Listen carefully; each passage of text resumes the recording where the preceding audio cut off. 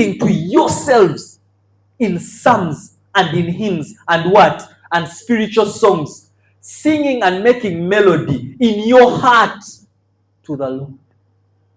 That right there is stirring yourself up. That's what Paul was telling Timothy. Always put yourself to remembrance the goodness of the Lord.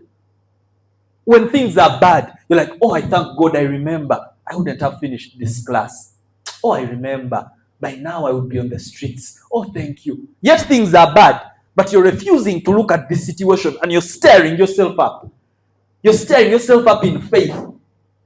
The Bible talks about something called the sacrifice of praise. You remember the apostles? When they were in jail, they did what we call a sacrifice of praise. They are in jail, they're in chains, they decided to praise God anyway. That's stirring yourself up. Where everything around you wants to put you in a certain sort of cold position, where you're depressed, no. You choose to praise God anyway. That's a sacrifice of praise. Everything around you is falling apart, but you praise God anyway. That's a man who is stirring himself up. By him, therefore, let us offer the sacrifice of praise to God continually. That is the fruit of our lips, giving thanks unto his name. Continuously. That things are bad.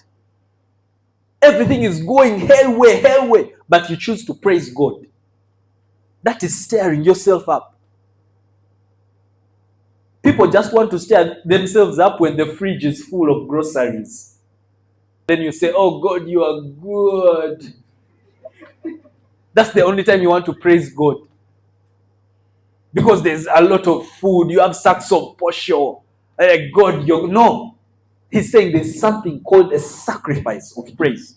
And a sacrifice of praise is a tool of stirring yourself up. Because everything around you is falling apart. But you choose to praise God anyway. That's a man who knows how to stir themselves up.